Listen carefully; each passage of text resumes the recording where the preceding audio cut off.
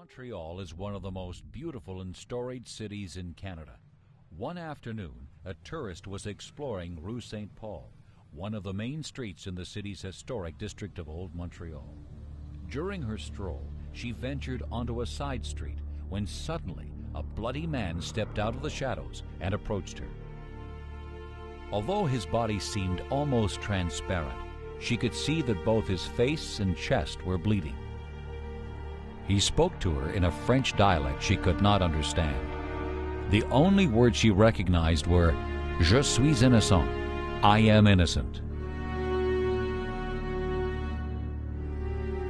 As he spoke, she received mental flashes of pain and suffering so vivid she could almost feel it herself. Confused and frightened, she backed away. The man turned away from her, and she saw wounds crisscrossing his back, as if he had been whipped. Then, just as suddenly as he appeared, the figure vanished. Old Montreal is a city rich in culture, with tales of triumph, tragedy, and more than a few ghosts.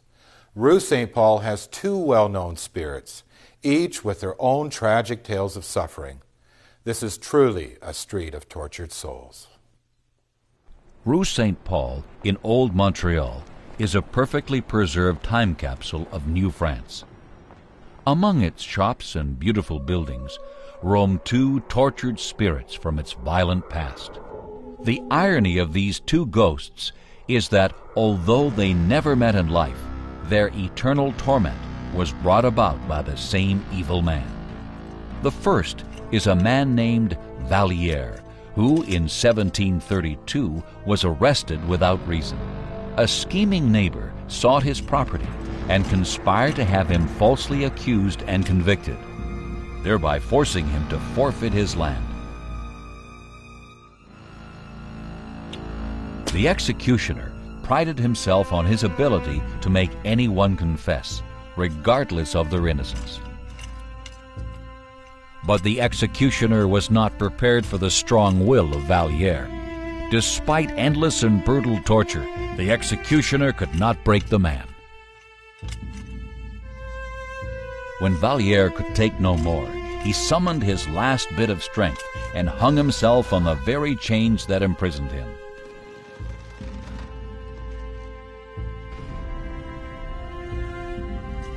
The executioner was enraged.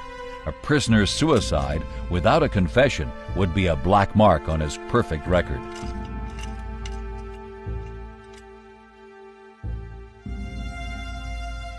To hide his failure, the executioner carried the body outside into an alley off Rue Saint Paul and left it.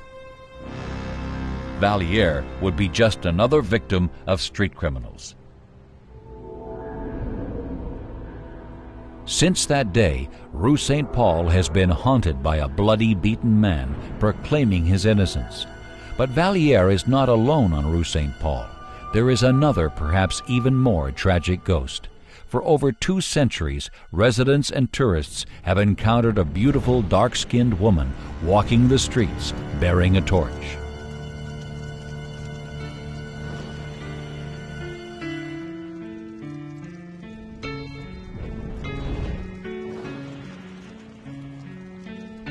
She is believed to be Marie-Joseph Angélique.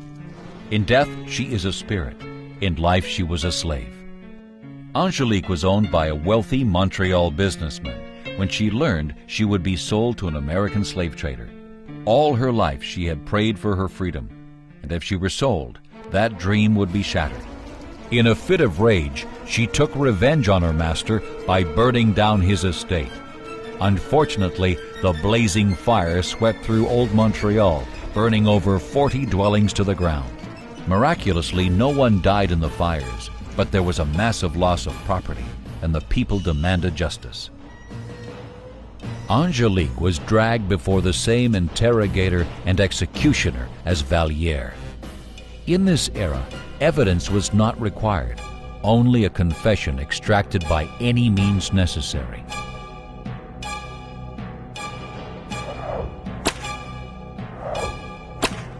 One wonders what sort of man would be ruthless enough to carry out this twisted brand of justice. In fact, this was a man with the most despised job in Montreal. Executioners were forced to conceal their identities with masks. They took great pride in their masks and attire, feeling it added a degree of intimidation and mystery.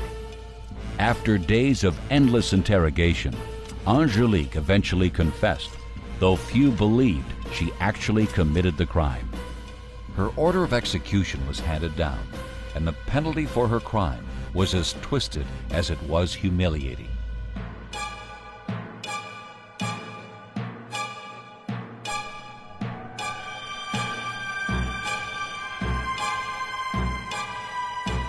Angelique was sentenced to walk the streets with a sign hung from her neck which read "Incendiaire," or arsonist, carved from the very wood of her master's burnt home.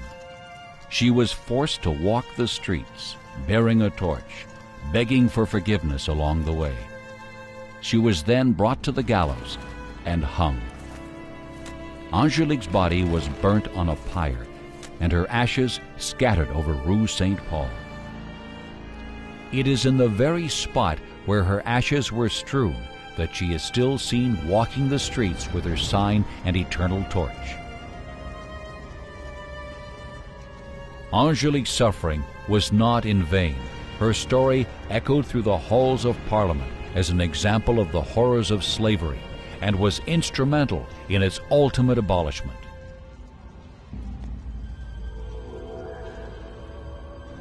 The bloody and beaten Valliere and the tormented Angelique live on in spirit. As for the executioner, he simply faded away and became a mere footnote in history, remembered only for these two tragic events. Many things on Rue Saint Paul may have changed over the years, but two things have remained. The restless souls of Angelique and Valliere live on, sentenced to spend the afterlife searching for justice and forgiveness on the streets of old Montreal.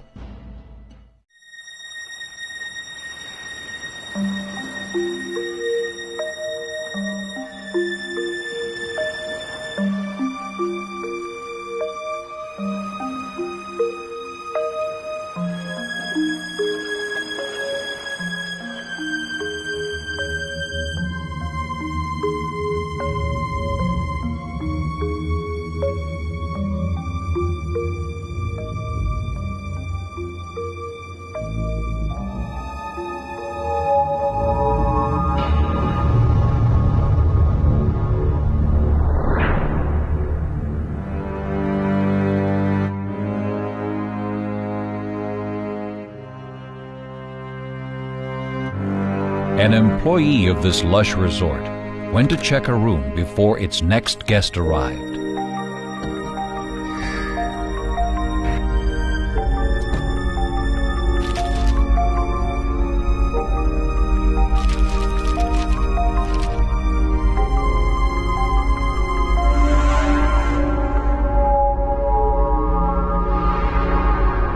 What he did not expect to find was a guest who had never left.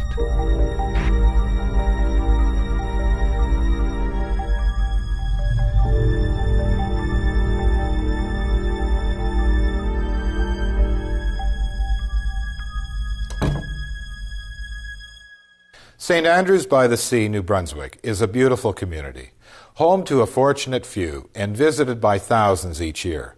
The gem of this tiny hamlet is the magnificent Fairmont Algonquin Resort. Designed like no other in Canada, this posh and exclusive resort offers more than just exquisite dining and impeccable service. If you're lucky, you may catch a glimpse of one of its many resident spirits.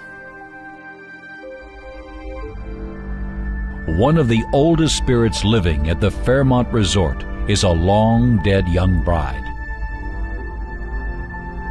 On her wedding day, she had checked into room 423. She patiently awaited the arrival of her new husband.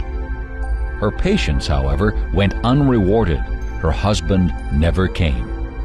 Many believed that the young bride died of a broken heart.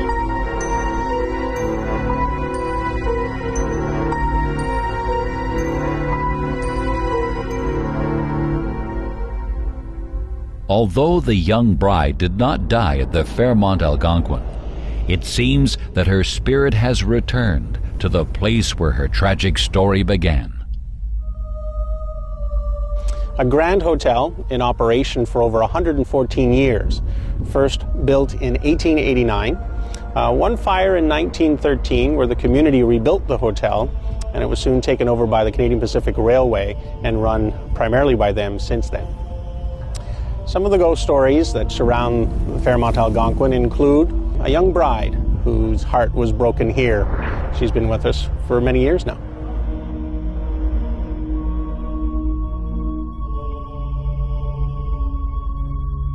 The resort's dining room is another area which is frequented by ghosts. Over the years, the spirit of the young bride has become more and more restless, and now she seems to torment the staff for her own pleasure.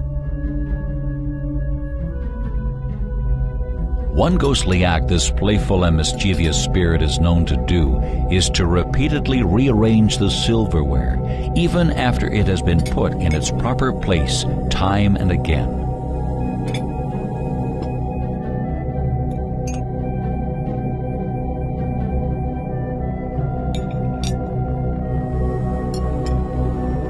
A staff member was setting tables for the dinner guests. As she walked by each table, she rearranged the position of any misplaced item.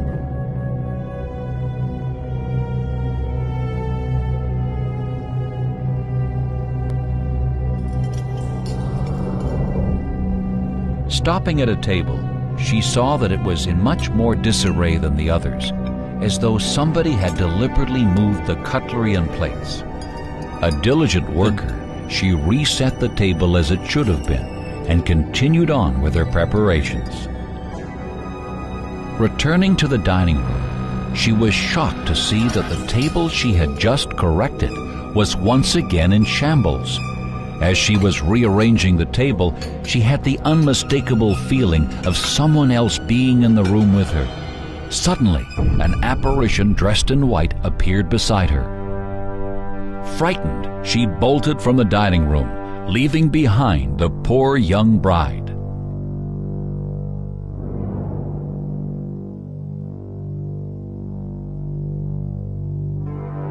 Paranormal experiences within the hotel have not been isolated to the staff. Many visitors and guests have also witnessed the unexplainable. A guest who had checked into the hotel was carrying her own bag to her room. Upon entering, she was greeted by a quiet but helpful bellhop. He took her bag and ushered her to the elevator. Neither of them said a word to each other.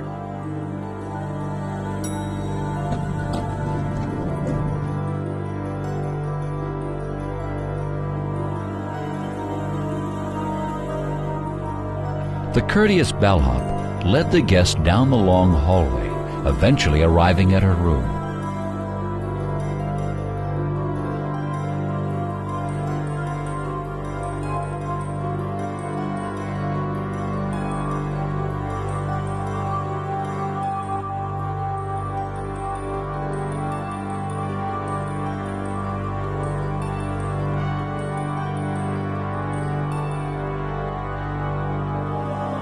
Setting the bag down, he opened the door for her.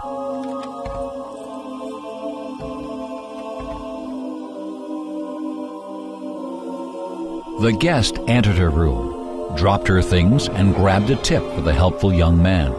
But when she returned to the hall, he was gone. The bellhop was nowhere in sight, as though he had vanished. With a constant flow of new guests coming in and out regularly, hotels and inns are notorious for strange occurrences. Who the bellhop is, or why this restless bride rearranges the tables, remains a mystery.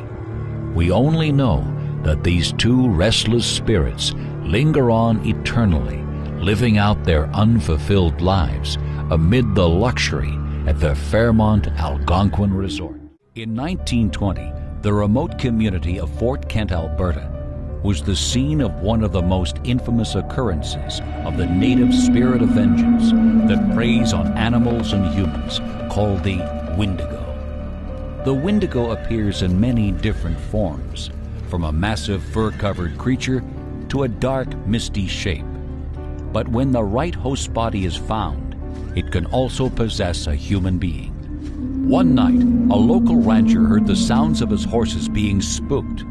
He found several of his animals brutally slaughtered. Suddenly, he was startled by an unearthly howl. As he looked off in the direction of the howl, he saw a dark shape with two brilliantly glowing eyes.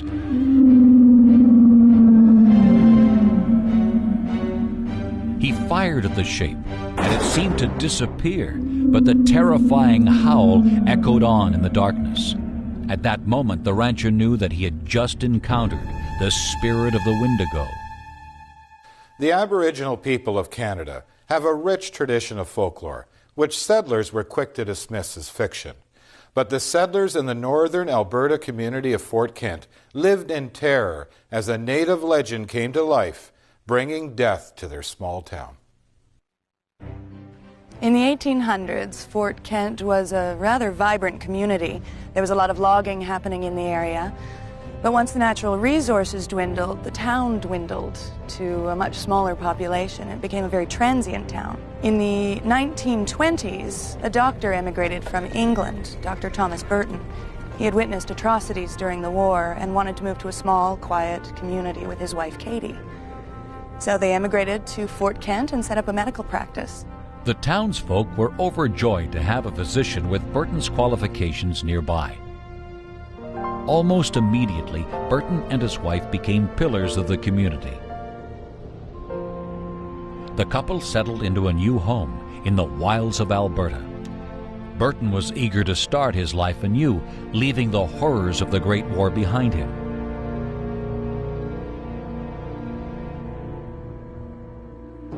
The animal mutilations continued. The town's ranchers were losing stock on a nightly basis.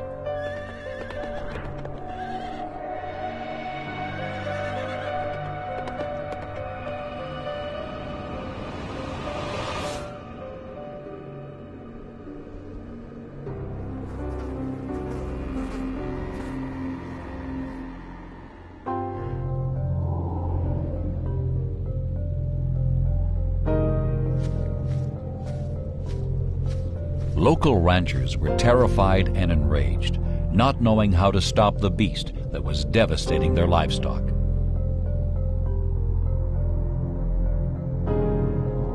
Burton himself was now starting to feel the tension too. But for the once tranquil town of Fort Kent, this horror was only the beginning. The worst was yet to come.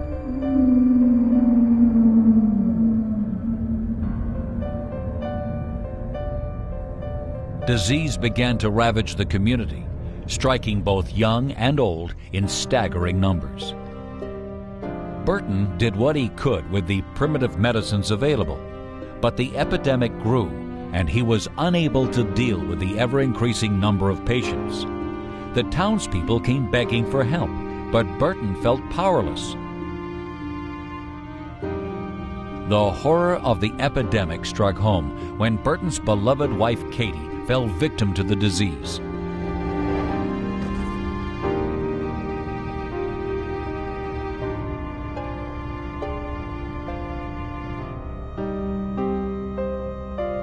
He was devastated and did all he could to save Katie from certain death, but his efforts were wasted and she died within days.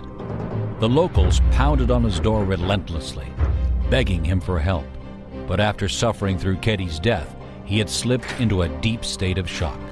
While Burton hid in his home, refusing to answer his door, the disease ravaged the entire town. Legend has it that while a grief-stricken Dr. Burton mourned the loss of his wife, the spirit of the Wendigo found its perfect host. Immediately following his wife's passing, something terrible happened to Thomas Burton.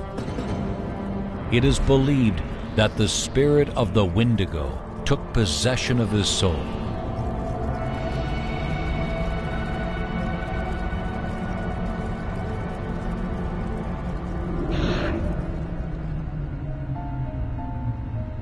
When he finally emerged from his home, the locals were thrilled to see him, not knowing that his intentions were no longer to heal the sick.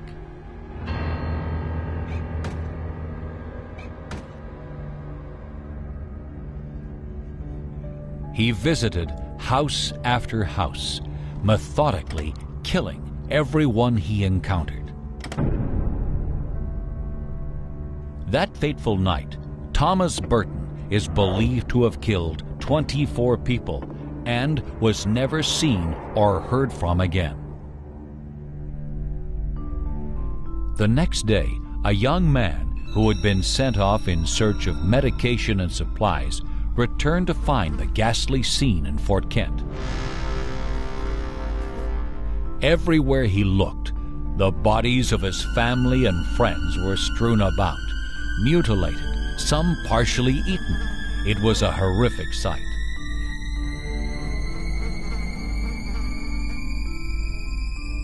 The only body not found among the dead was that of Dr. Thomas Burton. When the police completed their investigation, the evidence clearly pointed to Burton as the murderer. Although Burton was never found, in his absence, he was tried, convicted, and sentenced to death. The official verdict was that he had been possessed by the spirit of the Wendigo and transformed into the flesh-eating cannibalistic creature of legend. It is said the Wendigo can take over the body of someone who has experienced horrifying, life-altering events or tasted human flesh. Did Thomas Burton's experiences in the trenches of Europe during the First World War mark him as a host body for the Wendigo? Or could the death of his beloved Katie have pushed him over the edge of sanity? The tiny hamlet of Fort Kent is now a popular hunting and fishing mecca. And though Dr. Burton's notorious rampage occurred almost a century ago, his legend lives on through continued reports of the Wendigo's unearthly howl echoing through the darkness. A penitentiary is a desolate place. The simplest comforts bring great relief to the stress of everyday prison life.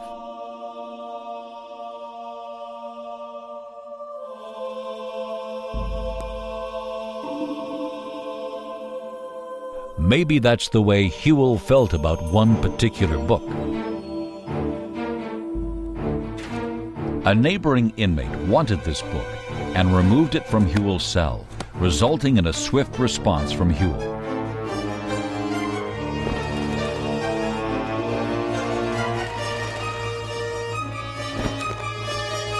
The prison guards were able to stop Hewell's vicious attack before he killed his neighbor.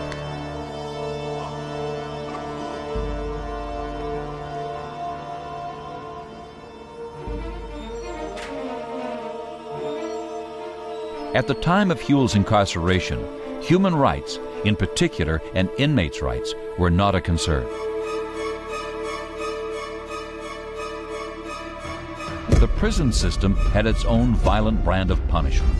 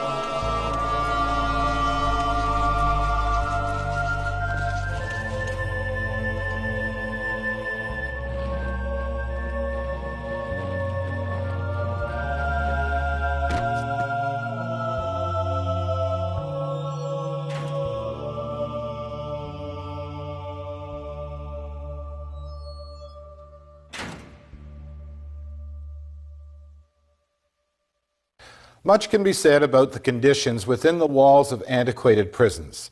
They were cold, dark places, rife with disease. Inmates were beaten and tortured, both by guards and fellow inmates. It is no wonder a building which housed these atrocities is haunted. The Kingston Penitentiary in Kingston, Ontario is one such building.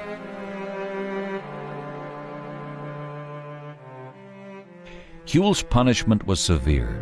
He was brutally beaten and forced to tailor the officers' uniforms in his cell.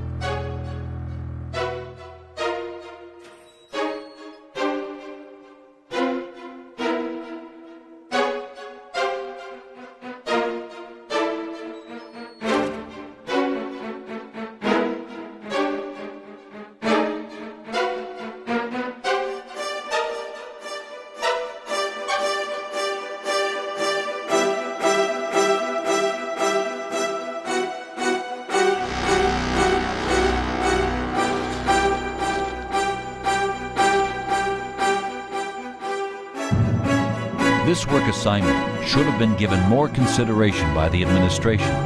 Ironically, it provided Huell a means for revenge.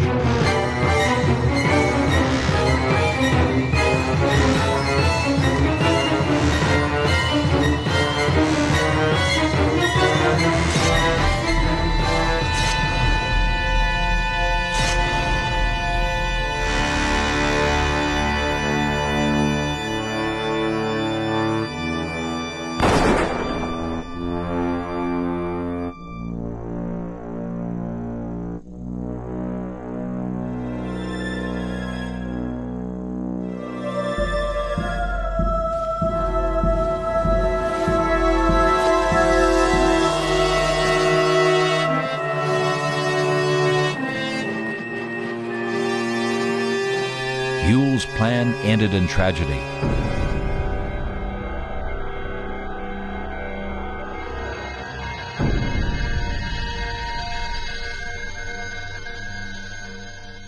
We are now standing at Kingston Penitentiary, which is just behind me. It was the men's prison here in Kingston. It was built beginning in 1832, and it's still around today, though it's not in use at the moment. Huell was a man who was imprisoned here in Kingston Penitentiary beginning in 1887. He lasted for 10 years in the pen and was finally shot and killed by a chief keeper in 1897 at Kingston Penitentiary. Huell swore before he died that he would take one of the men down with him, and since he didn't succeed, he also swore that he would be back to haunt the guards at Kingston Penitentiary. Huell kept his dying word.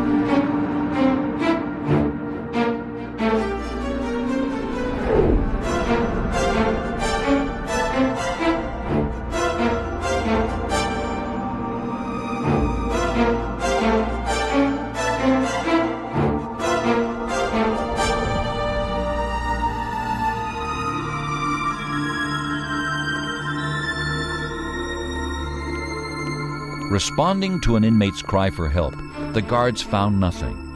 They dismissed the disturbance and warned the prisoner to behave.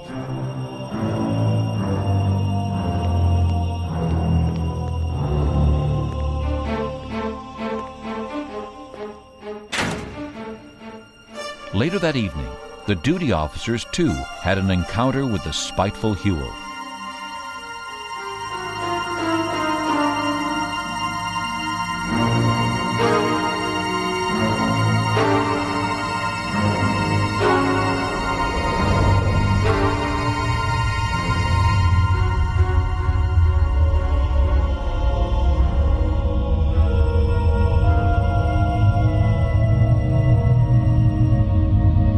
Rigid with fear, the guards somehow knew this would not be the last time they would see Huell. The Kingston Penitentiary in Ontario is still today a prison, and unless you are very unfortunate, you will never be permitted inside.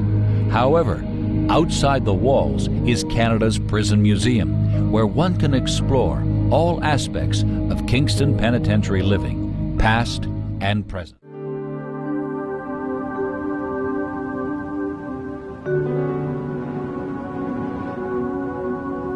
Many years ago, a tragic and violent incident occurred, and out of this terrible event, a legend was created.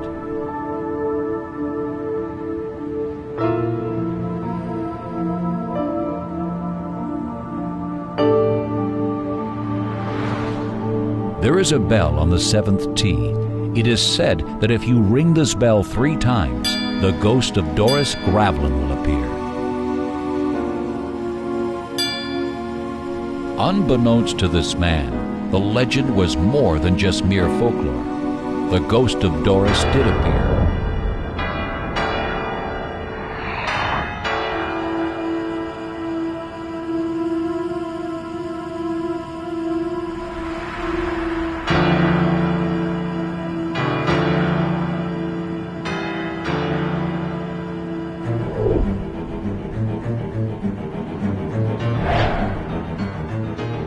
In fact, it seemed every which way the man turned, Doris appeared. This myth is dismissed by most, but there are those who claim this superstition to be true. The Victoria Golf Course in Victoria, British Columbia is one of Canada's most exclusive courses, attracting honorable and wealthy citizens. Its rolling greens are not the only attraction.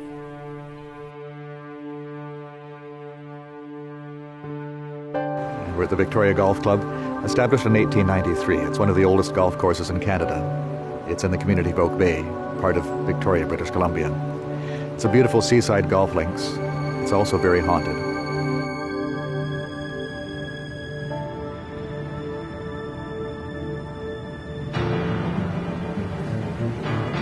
Doris Gravelin left her husband Victor. His abusive behavior and excessive drinking had finally become intolerable. After her departure, Doris received a letter from her Victor asking her to meet him at the golf course so the two could talk about reconciling their marriage. He told her that he had stopped drinking and was on the road to recovery, but it was all lies.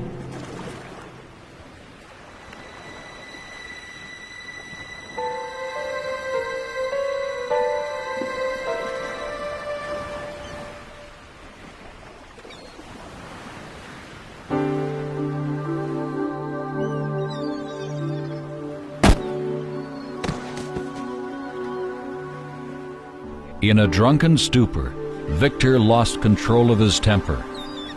Realizing what he had done, he fled.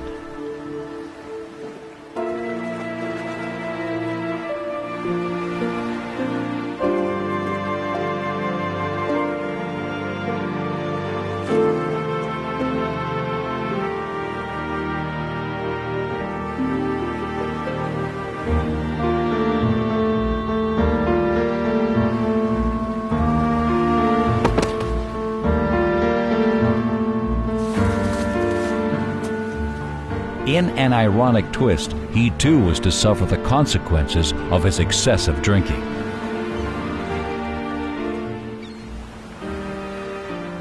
Some days later, a young caddy began his work at the course. As part of his duties, he walked the length of the golf course in search of stray balls.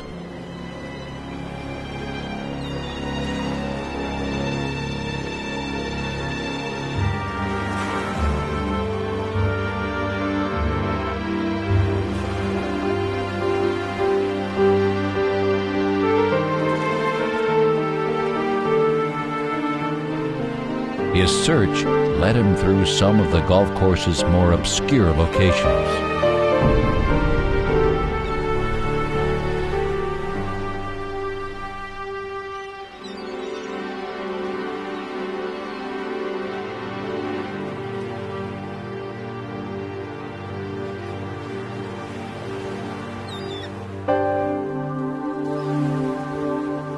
The young lad had the misfortune to discover the bodies of Victor and Doris, but this would not be the last time the young caddy would see Doris.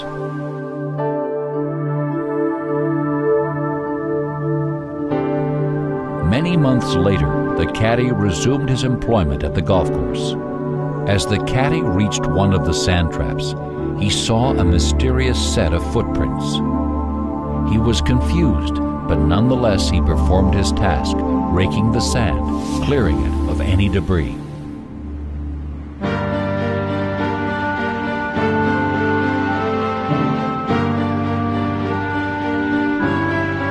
The caddy looked up and was terrified to see the dead woman he had stumbled across months previously staring directly at him.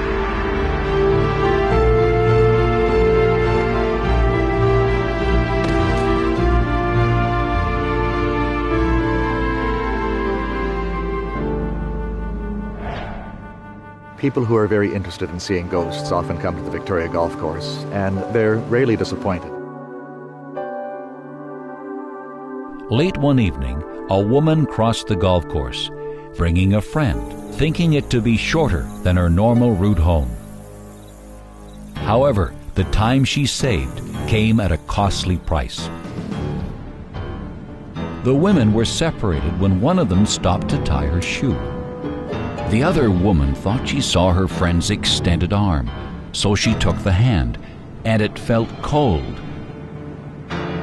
Sarah? At that moment, she heard her name being called from somewhere behind her. And what they saw, they will never forget. According to superstition, 7 is a lucky number. But on the 7th tee at the majestic Victoria Golf Course, your luck may run out, bringing you face to face with Doris Gravel.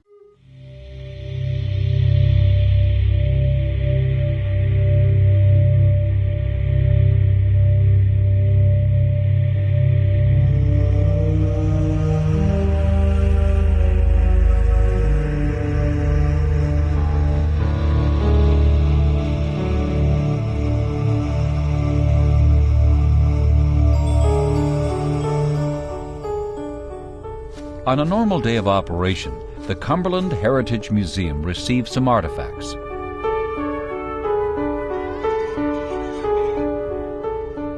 The items were to be placed on display in the portion of the museum called the Duford House.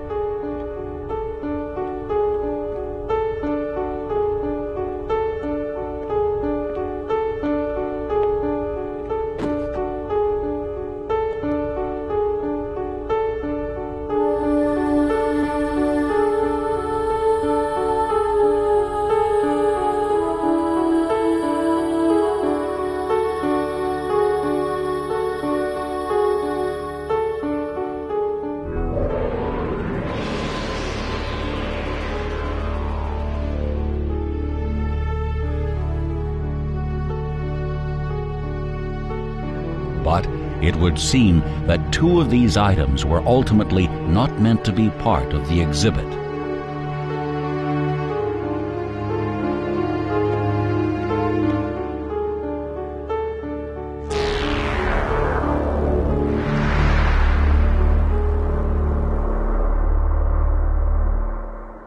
Often, when someone holds an object dear to their heart in life, they take this connection with them beyond the grave.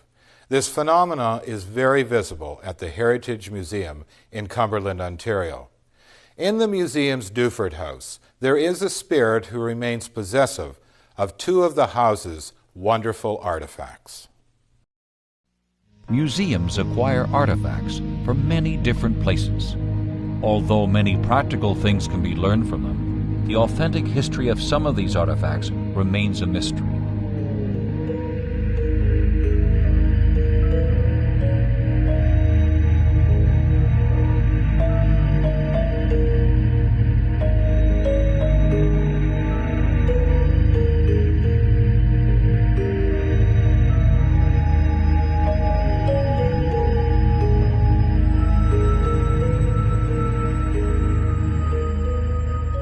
One may speculate that the little girl who once owned these dolls in her life still shares a connection with them in her death.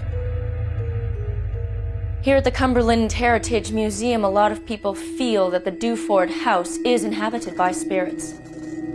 Other fellow employees have experienced cold chills and footsteps being heard around upstairs, as well as the dolls being moved around for them as well.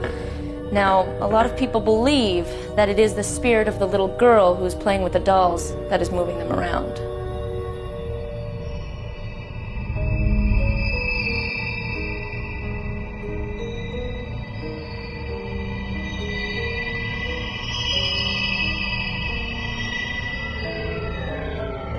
Now, my particular experience here at the Dufort House was an unnerving one. I walked in at the beginning of my shift to straighten up things before tour arrived, and I found the 2 dolls lying on the floor here in the living room. And I'm almost certain that nobody else was in the house before me, so I picked them up and I brought them back upstairs.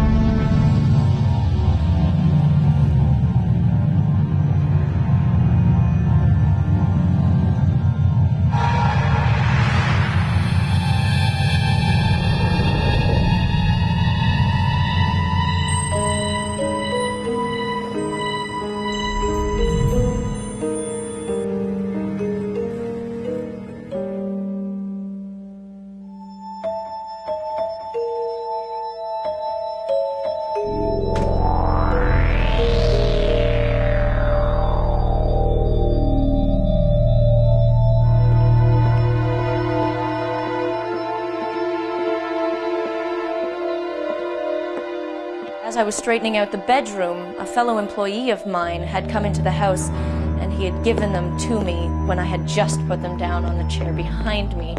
Needless to say, this disturbed me a little bit.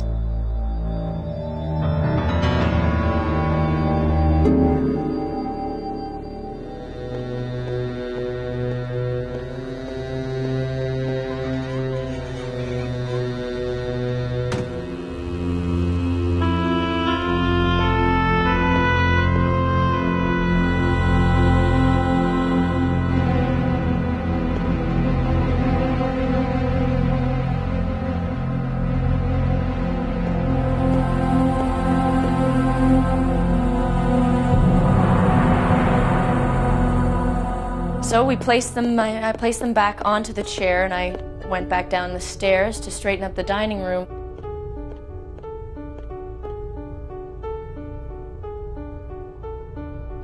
When I realized again that the dolls were there in the dining room on the buffet.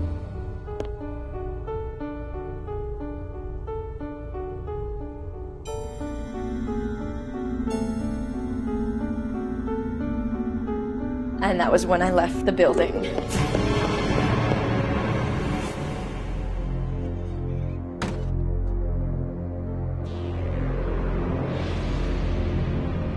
The Dufort House is a recreation of life in the early 1900s. Everything in the museum is authentic turn-of-the-century fare, including the little girl who continues to play with her beloved dolls.